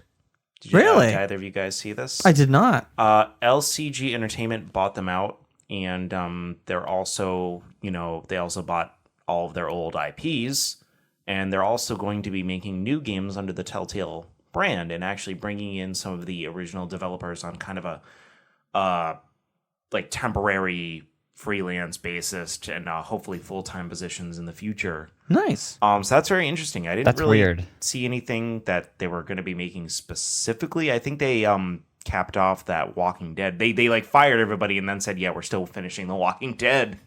So I think that's done. I didn't play their Batman game, but I did play the Back to the Future Telltale game. That's the only one I played, but that's more because it's my favorite movie. Yeah, I don't really have like a lot to say about the Telltale franchise. Yeah, I don't either. as a It feels company. like kind of a strange move to be like, let's revive this failed company that didn't make money. I think it was more just to buy the games that have The already rights. sold, maybe sell them as a package deal or something like that. Well, they Yeah, did. They guess we'll made have like to a see if anything Telltale actually like comes out of complete this, series, but- pretty much. It's all in, like all the series just in the one game. Oh, I thought that was just The Walking Dead. Well, yeah, it's the whole Walking Dead, but that was like the there other. was the Jurassic Park, the Batman, the Back to the Future. Like all of their stuff is all like intellectual properties that are already owned by other entities that they probably had to buy a license for. So Yeah, it's very sounds like a strange nightmare. to have to deal with. That's Yeah. like the DuckTales game. Did we talk about that last week? How DuckTales was being pulled off of all of the video game stores randomly because they lost the license to DuckTales from Disney, the Wow. remastered of the original game. I didn't know. So that. it's going to be weird where it goes from here. This that's interesting that they want to make new games under the tag, but this to me just seems like corporation buying thing that's probably selling for pretty cheap just to continue to sell their products at maybe below market value. I mean, So- it'd be neat if didn't they do? I think they did a Guardians of the Galaxy game as well. Oh, did they? Yeah. Oh, I didn't know about Pretty that sure they one. made a Guardians of the Galaxy, Batman. They made some like The Wolf Among Us. It was like a kind of a weird title. If I was But- into The Walking Dead, I'm sure I would have liked The Walking Dead game. I've heard very good things, like kind of like Last of Us type remarks about the story Yeah, in their it's just- Walking Dead game. But I know that Jurassic Park was just QuickTime events, which didn't interest me. I just feel like that game is like a choice simulator. Like you don't really do anything except walk around, and it's not. I don't feel like there's any real skill involved. It's Yeah. just choices. Playing a story. Yeah. So, I mean, I guess some people like it, and I shouldn't say that because there was some games that I did like that were mostly just choices, like Heavy Rain or what's the Android one we just talked about? That was Detroit. a game. Become Detroit, Human. yeah, that Become was Human. really just choosing, just yeah. walking around and choosing. So- There's no action involved in that game really at all. Yeah. So, I guess you can make that interesting. So yeah, I guess we'll see where that goes. I don't really think it's gonna go anywhere too far, to be honest. Did you guys see the trailer for Mario Kart Tour? Oh, I didn't see the trailer. I knew that it's No. like in pre-registration on phone now. It's coming out on September 25th. I saw a little 1-minute trailer. It really so it's really you only need one thumb to play the game. Yeah, phone game. Yeah. But you think of Mario Kart and you think of control, you have to move around and power slide and use items and all these things. It seems like your thumb kind of just controls all of that, where it looks like there's like a little like digital joystick that you have to control, which I don't like digital joysticks or digital D-pads or anything like that. But The only thing I saw in the trailer where someone used more than one finger to do something was when Blooper hit you with the ink, and while you're controlling the cart, you can use your other finger to wipe away the ink. What about items? Like, you obviously run through like the question mark things. Yeah, and I saw them using items, but it seems like while you're moving around, you can kind of tap your thumb to use the items or something like that. It's one of those. It's a free to play game, so you can try it out when it comes out just to kind of see how it goes. But I'm not really into those types of games where it's like, it just seems like a game that's gonna like run my data out the door, so I don't really. Oh, because it's a multiplayer. Maybe if I download it here at home, I can use the Wi-Fi, but it's not something I would play while I'm out. But I mean, it's free to play. Yeah, I'll check it out. I mean, I was never really into the Animal Crossing or the Mario Chase games, and even the Dr. Mario didn't really hold me. So yeah, none of those. I already deleted Pocket Camp off my phone. It's not Animal Crossing. Yeah, I've heard similar things about the Fire Emblem game. It's just not the same as having like a full-fledged Fire Emblem game. I mean, it's tough to take something from, the game and then just throw it on like a phone. Well, I think that's the issue is that they didn't. They made a mobile type like game that just involved those universes. Where I will say that the video I watched, it did look like you were just playing Mario Kart on your phone. It didn't look like something. It wasn't like a side scroller or something weird like that. It did look like just straight up Mario Kart 8, just with the phone. But my first experience with those like digital joysticks was back in like the mid 2000s. I remember my friend was buying a phone, and I was just like on the side at the AT&T store, and there was an iPad there. And it had Sonic the Hedgehog on it. And that was my first like experience with like, oh my God, they can put Sonic the Hedgehog on this like portable tablet device. What is going on in the world? And it had like the digital like D-pad on it. And I just didn't like it from the get-go. Oh, it's terrible. I need they're hard to real use. buttons. I don't you like need this feedback of some sort, and you can't. haptic feedback. Yeah. Yeah. It's important. So Mario Kart isn't kind of like what Matt was saying about the other Nintendo titles on the phones. It doesn't seem like something I'll really be into, but it's coming out in $9.25 and it is free to try. So yeah, I'll check it out. I don't know what the paywalls are going to be. Yeah, that'll be interesting. It'll probably be for characters. Like, you can buy like a DLC pack. I wonder if your like character is stronger if you pay, like if it's a kind of like you're getting loot that's making your character better, like different like parts for your car. I hope not. That would be pay to win. I would hope it was just like, make your characters have different costumes, or your cart look all cooler, cosmetics, just cosmetics. or maps. Do it right, Nintendo. I mean, Nintendo, to their credit, has been very good. Like their stakeholders have been pretty pissed at them because they don't want to overwhelm people with microtransactions. So, well, not only that, I feel like a lot of their audience is kids. So yeah, I mean, that's I pretty think predatory. they know. I mean, I've said it before on the podcast. The rate of people staying at Nintendo is an average of 10 to 15 years. I don't think a lot of developers have that type of low turnover rate for employees. So, credit to them. I'm hoping they keep that up with this game. Here's news that nobody cares about that I'm going to say anyways. Fortnite nerfed their building. Like the actual building mechanic, like building the structures in the Battle Royale. I guess it's 3 times slower good than it used to be. Good.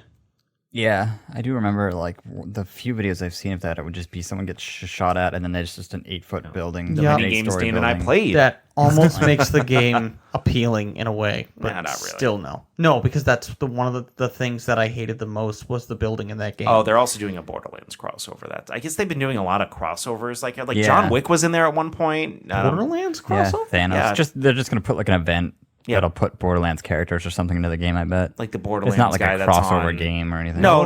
But like the guy No, who's I will on not all the download covers. it. No. It's just playing Fortnite with Borderlands skins, really. There's Yeah, I no know, real- but that 3-second building thing, that's huge. That is a huge thing. you have to tell yourself not to play it. Yeah, that is one of the biggest things that I hated was the building in that game. I'm The not building was re-downloading that so game. frustrating.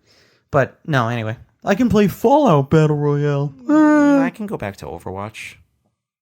Oh, I'm in the Battle Royale thing, but Oh, yeah, I already deleted Apex 2, man. I talked about that in depth last week. I'm pretty much...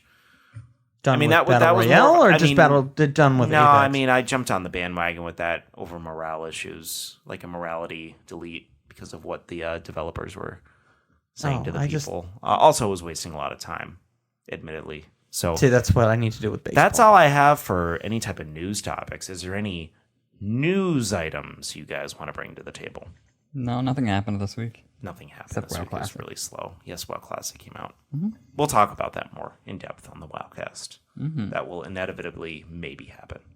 I'm excited for inevitably maybe doing it. Awesome. Dan, anything? No. Any nothing. strong opinions you want to share with us? Any more developers that you think are overhyped? It's not. He's a little full of himself. That's it. Yeah. That's it. Is there any more of that? No, I just want Death Stranding to be really good. Really, really good. I looked through my pre-orders, and I have like 20 pre-orders up until March of next year. What's and that game coming out that's kind of like Fallout? Outer Worlds. I'm very excited for that. Not excited enough to know the name offhanded, but like that's Looks like a good. sneaky game because it's kind of coming out around all these other AAA titles. It's made by the same people who did Fallout New Vegas. That's right. So they know what Which they're doing. I never played. And people's initial, like when they were trying the demo, or I guess it was at Gamescom, They said or something really like that. great things about Yeah, it. well, not only that, they kept saying that the dialogue is really fleshed out, and it's just really, like I said, it's enjoyable to play. The combat looked really fun. Kind of felt like a mix between a Fallout and a Borderlands, where it was kind of cel shaded, and people had this kind of unique look to them. Yeah, like it just definitely has a unique style to it. It looks like. And that's neat. I love the old, like one of the things that caught me right away was when they showed like a downtown, and it was a lot of like old advertisements, like about like cigarettes and like alcohol, and Which is very like Fallout-esque. yeah, and that immediately grabbed / Bioshock. it. Immediately grabbed me, and so like I said, I had that pre-ordered, and I don't think they're gonna not sell me on it. I mean, everything that I've seen is pretty much like, yeah, I want that. Yeah. But when it comes to games I'm most excited for, but also most nervous for, it is Death Stranding, because I keep hearing stuff about it, and then it's like wait and see on that. one way it's like, oh my god, this looks awesome, and then something else comes out, and it's like, so it has a multiplayer. What about people who have played the campaign at the conventions? What are they saying? They haven't really. I wouldn't say they played the campaign. They just kind of got like, here's a segment of the world, run around. Yeah, try no one knows what that game is yet. Yeah, You just I have to mean, wait till it comes out. Somebody has like some sort of synopsis of what they think the game is Now about. I'm worried. Should I switch to my GameFlies list? I wouldn't. It's probably gonna be. You got to be part of. You got to know what it is. My big thing, and I mean, it could be crap. Some people It's gonna have be an event. I posted one That's comment true. like, Everyone's gonna be talking about it. Kojima's first game since leaving Konami. That's a big deal. so. I mean, I don't think he'll steer me wrong. I don't want to talk about Konami, Hideo anymore, though. No, I was talking about the game. No, I know. It's one and the same. Yeah, I mean, you can't talk. He's going to put his name all over it, so you can't talk about one without the other. You can talk about Death Stranding without him. No, I think it'll. But be the fun. game, We'll see. I just want to know what the game. I hope there's like a building mechanic where you can make a home. I mean, he's I kind don't of. even know what the game is. Like, I mean, maybe you don't have a home. Maybe you live in the baby. Who knows? I mean, you know what? I can't deny that. I can't. I really can't. So. The first trailer had dead whales being beached on the ocean. Well, Like, yeah, that's the term BT stands for. It's supposed to be the enemies in the game, but they stand the meaning of it, or the word means beached things. well, there So you there's go. BB, bridged baby, and then there's BT. Yeah, see, beached things. nobody knows what this game is going to be. No, it's weird, but I want It's it to be good. impossible. So yeah, We'll see. But yeah, no, I'm like kind of like Mega Man is like my sneaky one of my favorite franchises. Outer World is like one of my sneaky most anticipated games, but it's coming like right between Call of Duty. well, Call of Duty, Borderlands, Link's Awakening remake, and Death Stranding. It's like right in the middle of all those games. Yep. So I'm just worried it's going to be lost in the shuffle. But it's one of the few games that I actually pre-ordered a physical version of instead of just renting it from GameFly. So I have pretty high Nice. expectations. We'll see. So we'll see. So moving on, if none of you guys have anything else you want to bring up. Nope. All right. We're going to move on to our Wait, discussion. Kojima. No, I'm kidding. I'm kidding. Koji nothing. We're going to move on to our discussion topic for the week, brought to you by Andy, which is me. I'm Andy. I want to talk a little bit about linear versus open world games, kind of the pros and cons of each, what you guys prefer.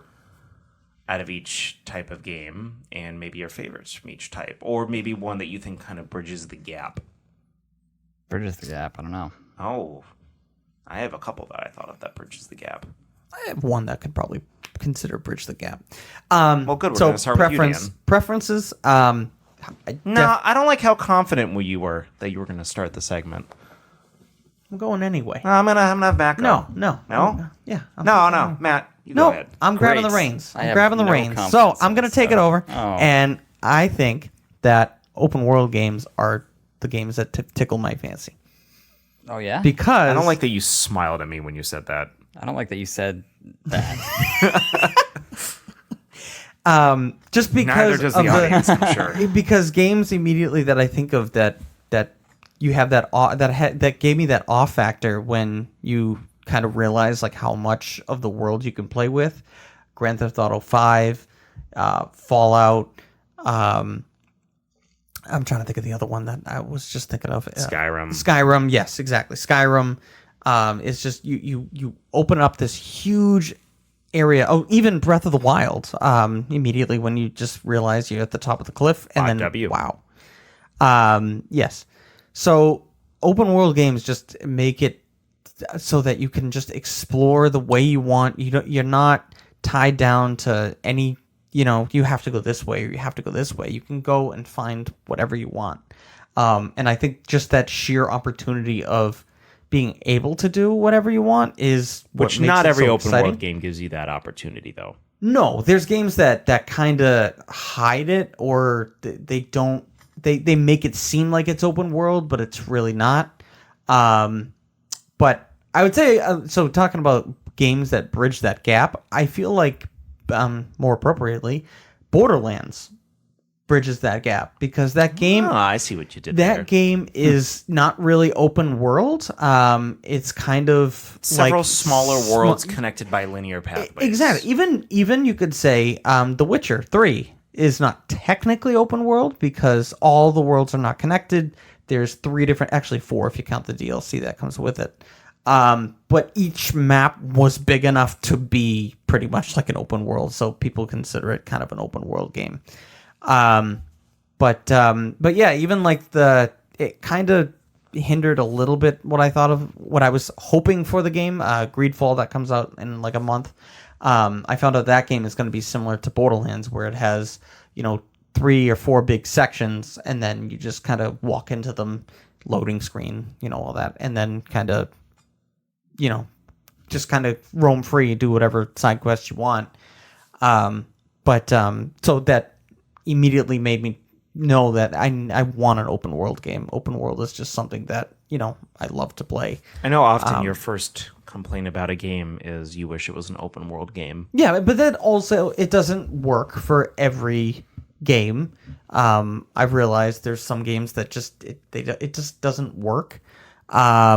And then there's other games that I thought it would work. I feel like a Resident Evil game in an open world, as like a cop or something that, obviously shit goes down and then you're just a cop. So obviously you have some sort of skill and, it's survivalship kind of experience. At that point, you're trying to save civilians, but you could also go and be like, I want to know what's causing this. You can kind of, make your own story, and I feel like that would be an easy Capcom game to just make cash in on. But like I said, not every game deserves an open world. I can't think of. You'll have to come back to me with games that off the top of my head that don't deserve an open world, but they made it anyway. I can think of one. Me too. Go ahead. Well, no, I'm gonna let Matt Okay, go go next. ahead. Okay, yeah, I think I look for something a little different than other people when I love open world games, but like a lot of people wanted to they want to do everything, and I just want like one thing. I want to do everything, but other people want like everything to do, if that makes sense. Like I want to actually be able to finish and complete everything. I want there to be like kind of almost like a checklist game where it's like, all right, I want to do all these outposts, all these puzzles. I think that's why I really gravitate towards the Far Cry games, and I think like them more than most people because they have that kind of open world feel, but it's also like, okay, there's 11, little puzzles that you can solve by going to these different camps. So you have 10 outposts that you want to solve. So you got to go to these 10 outposts, and they're all on the map. There's like, if you want to craft, like if you want to upgrade your whatever, like all of the upgrades you can do, you just need 4 boars, 4 this, 4 that, and you can kind of get everything in the game without like, you know, hundreds and hundreds of hours of commitment. And on the other end, there's games like I would say Grand Theft Auto 5, where there's almost too much to do. Like I'm not gonna go bowling for friggin' 3 hours. It's like almost overwhelming. Like I almost don't want to play that as much, because even though there's probably a lot more to do, it's like I don't even know where to start. And there's almost like I don't want to do yoga. Like there's just almost a lot of filler in the game that's not really fun to do. And then you have games I think are on the other spectrum, like Agents of Mayhem. That's probably technically an open world game, but there's really not. It doesn't need to be an open world game. There's not a lot there. They didn't really fill it with anything. It's just, you know, go to this area, beat up these dudes, and then do that 17 like times, and then you beat the game. So open world is kind of like a checkbox or like a marketing. Yeah, like hey, that's it's open world. Yeah.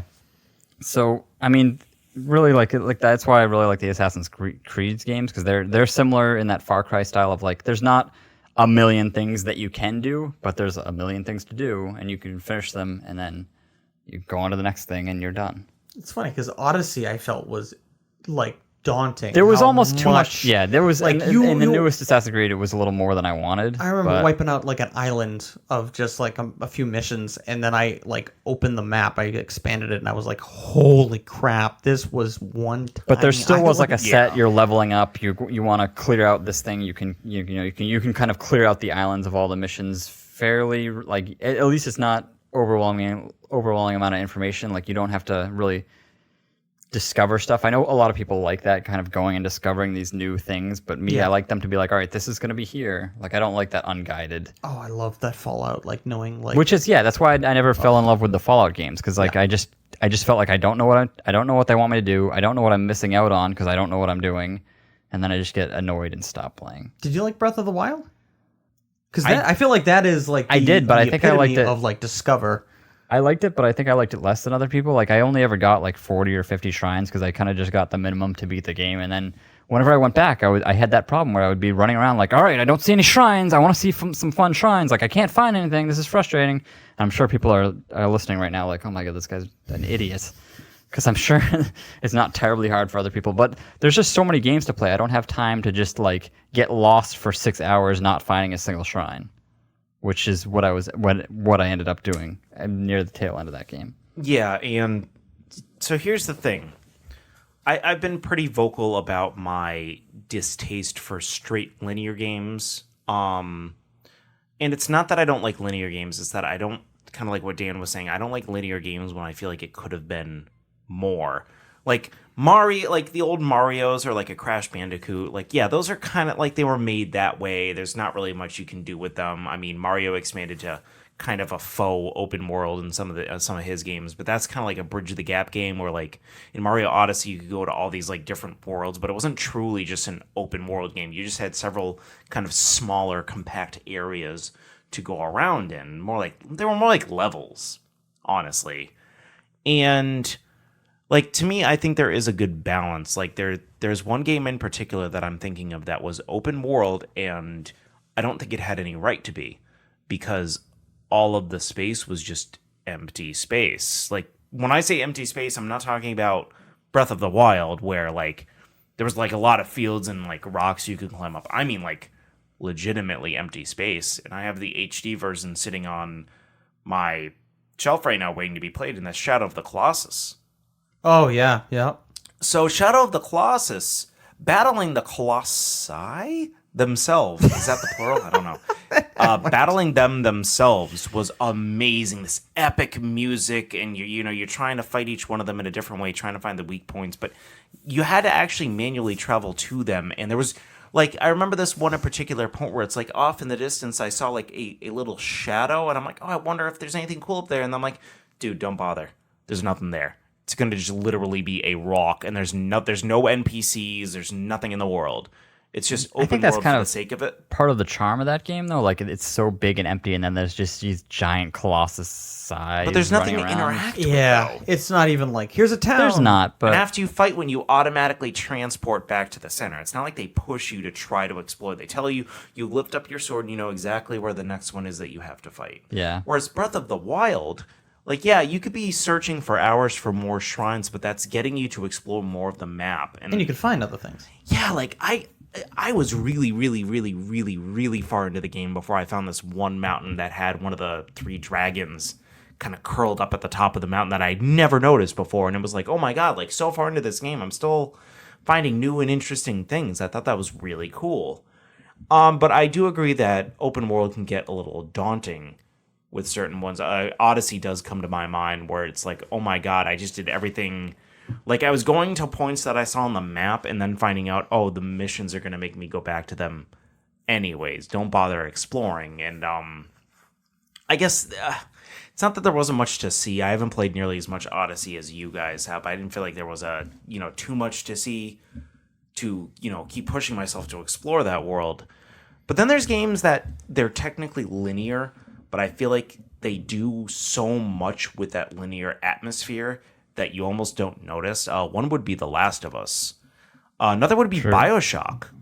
BioShock, you can go between levels, but it's technically not an open world. You have to go in kind of a certain set path. You can explore the whole area or that level afterwards, but it's not an open world game. So I would put that BioShock in the same category, and I guess, well, no, you played it too, just not the newest one. Resident Evil 2. It's more of like it's not an open world, but it's a backtrack. It's where you're mostly reutilizing older spaces. Yeah. So and I almost feel like that's a separate thing because Uncharted. That was like the bridge of the gap I was thinking of. Yeah, Oh, okay, Resident Evil alright, kind yeah. of tricks you into thinking it's an open world. Like you Yeah. feel like you can go anywhere, but Yeah. you actually can't. Like you have to go from A to C to B. Yeah, to... but you can do it in multiple ways. Whereas I'm thinking like an Uncharted. Well, Uncharted is like far left of, hey, this is a linear game. You got to go forward. There's nothing else you can do. I mean, there's even chase scenes in the Uncharted series that force you, like, hey, you have to go forward. Last of Us, which is also made by Naughty Dog, they made both Uncharted and The Last of Us, is kind of the same way, where there really isn't any backtracking in Last of Us, but like the story is so in depth, and it's not like it's just a straight line for the entire time. You're kind of like moving all around this area, doing like a few different things. Like, it makes you kind of forget how linear it is. Well, just because the story was so good and so gripping that it didn't feel like that. It always felt like something was happening, or almost like each area was its own like battle zone, or like, hey, we have to sneak by this. Like when you're when you first go in like the tunnels, and then you hear like the clickers like echoing all over the place. It's like, oh god, that was a crazy moment of like sheer terror. Yeah. Like, oh god, I'm gonna die. So here's a question: do you two consider Final Fantasy VII linear or open world? I Open would world. go open world. Yeah. Yeah, once it opens up past that first part, you can kind of go. I disagree. Well, that's Do you know why? Open to your opinion. When you first get out of Midgar, you can only go to you basically have to go to specific areas because you keep needing to get a new vehicle to get to that next part of the map. It's kind of like BioShock, where you really only Metroidvania. back. Yeah, but there's like an entire world map. You can eventually go everywhere. Like you have to unlock Eventually, it, but once you get the high wind, and there's places you can go to that you don't even have to go to. Like you don't have to go to Yuffie's town if That's you don't true. want to. Or if I you just- don't Go get to her. Yuffie's town. No, You don't. Why would you? No. if you don't, You don't get need her. Yuffie. Dan's looking at me with anger because he hates that UV. Yeah, she gives stole you- my Materia. My Wow. Materia. I hate that Materia. town too, but that whole thing is. He I mean, gives- that was a neat boss battle, but I remember being so frustrated because I hated her and I wanted her gone from my squad. I was like, Sephiroth, you stabbed the wrong woman. You stabbed the wrong bitch. Spoiler. Oh my god, it was. Yes. Well, I mean, a year. 22-year-old spoiler there. Yeah, you're fine. No, like I my consider gosh, Final it's Fantasy crazy. VII to be one of those bridge gap games where it doesn't seem linear, but it. That's how I feel totally about like is. the Final Fantasies after 9. I feel 13 like stopped. especially. Yeah, they stopped being open world. They were just linear games that 13 was literally Were a mirage. linear for like 30 hours of the game, and then it opened up into this world. I almost threw up on my mouth when I checked N4G on website. Why? Someone was like, Why would you say that? No, because it reminded me when you said Final Fantasy 13, and someone posted, and I bet you it was just like clickbait to get, angry people. They're like, oh, Final Fantasy 13 is the best Final Fantasy. And I'm like, Well, it's an opinion piece, and yeah, I it know, probably but was. It probably was for I feel clickbait, like it's but- meant to be like, just to antagonize people, kind of like, oh, I'm trolling. Like, I mean, look, I I'm know playing this people card. who liked the game, and that's, gaming's subjective. I just thought it was bad. Oh, I completely concur. I've never really I played it for 6 hours and I met hated someone it. who's told me otherwise. I've never played the sequel, so I can't judge them too harshly. Apparently, what is it? 13 like Lightning 13-2 Returns. and Lightning then Lightning Returns. People Returns. like that one a lot. That's the third one, I think. There's Lightning a Returns? trilogy. Yeah, there's Yeah. 3 of them. Jesus. But Yeah. they got I overshadowed. never tried them. I don't think a lot of people really knew about them. No, that they I mean happened. I'm a Final Fantasy fan. I think once I said it was Final Fantasy 13. Yeah, 2. it's kind of like calling something the Wii U. Yeah. Like the first part of it kind of Like- turns you out from the get-go. Like 10-2 originally had me excited, and then I was like, oh, I'm a girl band, yay! Like then just no, Yeah. like the corniness in like, that game. Linear games that are straight linear, I have a hard time chewing on unless they're very inventive with how they do it. Like something like the original two God of War, or the original God of War trilogy was like extremely linear. And there was like a couple of neat things mixed in there, but it was also combined with that like hack and slash mentality. So it just wasn't enough for me to get into. See, I don't know how linear Devil May Cry is, but the It's pretty, originals, yeah. it It's kind of seemed like God of pretty War. linear. They're It's pretty, pretty linear, yeah. And I do agree with Matt's point that open world games can get a little too overbearing. I didn't feel like Grand Yeah. Theft Auto 5 was that bad. I thought it was really I neat that you could loved drive anywhere in that game. I loved Breath of the Wild. I felt those two games were both very good examples of a good and a bad way. Even, we talked about this game earlier. Arkham Knight was pretty much open world right from the get-go. Spider-Man was open world right from the get-go. I don't feel like those two were very overwhelming at all. No, I love. There wasn't Grand much Theft to Auto. do in Batman except like, hey, there's little factions of enemies you can fight. It's not like you can go do yoga as Batman in the middle of the day or anything like that. That would be funny. That would Batman be pretty yoga. funny. Yeah, I was just laughing because I just realized I've been knocking games that have way too much to do in open worlds, but I just started playing World of Warcraft Classic, I which was is gonna maybe the mention that, ultimate. Yeah, like you way can't too many do things to anything. do. You can't do everything in that game as one That's character. true, but But they probably come. It probably comes at you. It's kinda different, one I at feel a like. time. It's more of a Yeah. nostalgia trip for you, anyways. yeah, it's not more of a really- group. It's because you can do everything with a it's group, not like you're the saying, "Wow, it ratings was and the best stuff. game Yeah, ever." No, I know you don't play this game, Matt, but I know you played a little bit of it, Andy. And would you feel like this is more of a mix than linear? Dark Souls. See, I actually thought of that because Dark Souls, you can move to. Dark Souls felt overwhelming to me at points. Actually, not as much Dark Souls as Bloodborne. Bloodborne felt overwhelming because you could go in so many different directions in these like.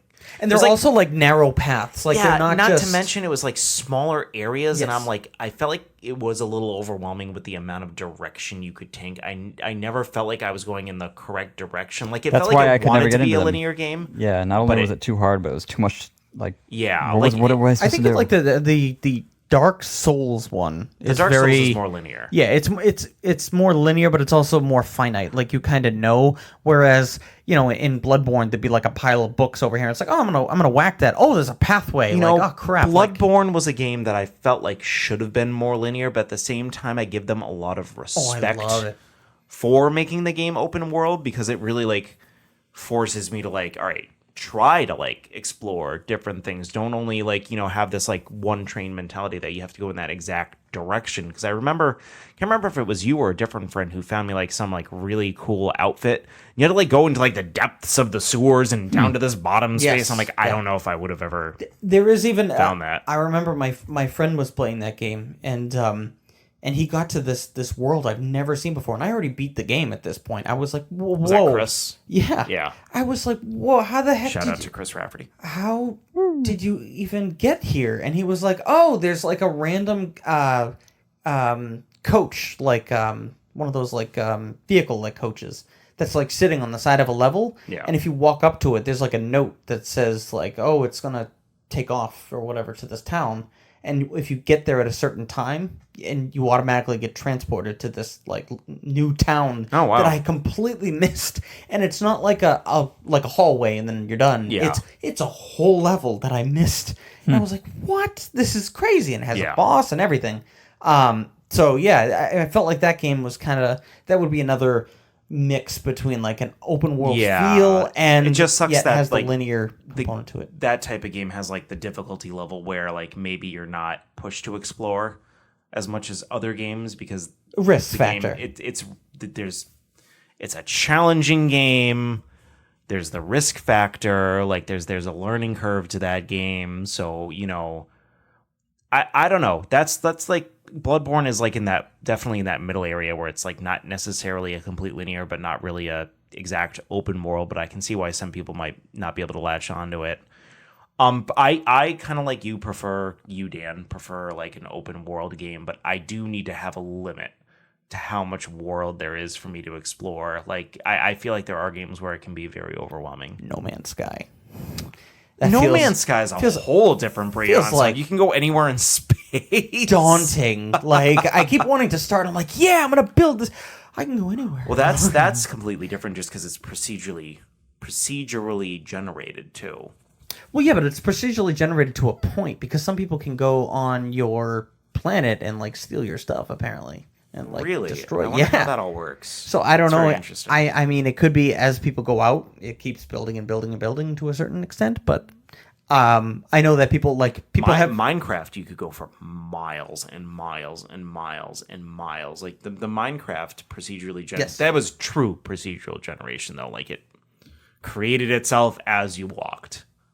That's amazing. I know Bloodborne also had a dungeon creator where it auto created certain like dungeons that just made, and then they made up like a random final boss. So Matt, it seems like you more or less prefer an open world as long as there's a set plan in place. Yeah, I really enjoy them. So I think That's all I got. I don't know. I just love playing them. I love most types of them. It just you're more of a completionist. You like an open world that you can like 100% without like spending too much Ubisoft time. games. Ubisoft are very. I really like. Yeah. I really dig Watch Dogs and all those sort of. Yes, because they're very. I feel like Ubisoft does a very good job of making their games very like, all right, this each icon like. Activities are like orange, like this is blue, and then throughout the map it's like you have 2 out of 13, you have 5 out of 10, and it's very populated for your type of mindset where it's like I want to do this, which is funny because that's one of the reasons why I think I've fallen off of a lot of Ubisoft games is because I started noticing that and I realized, oh, this is just like task management simulator every single game. Like, all right, I need to go to these specific icons. Kind of like Spider-Man had a little bit of that too. See, that's what I think that with Zelda, it was that wonder of like not finding something and then finding it. What I love, but there was enough in the world to see, as opposed to Shadow of the Colossus, where there was nothing. Yes, so literally nothing. I know. I can't believe there's still nothing in that world because I remember. Like, well, I haven't played the HD version yet. I've only played the original PS2. They kept it. Yeah, there's still nothing. Oh, I'm still excited to see it though. I like the battling. The monsters is fun. Not only that, the controls are a lot better. I have it. Did you gamefly it? Because I'll just. I gameplayed it. It's it's in the other room. And with that, where can people find you? You can find me on Twitter. I'm Matt Talks Games. This is Matt speaking.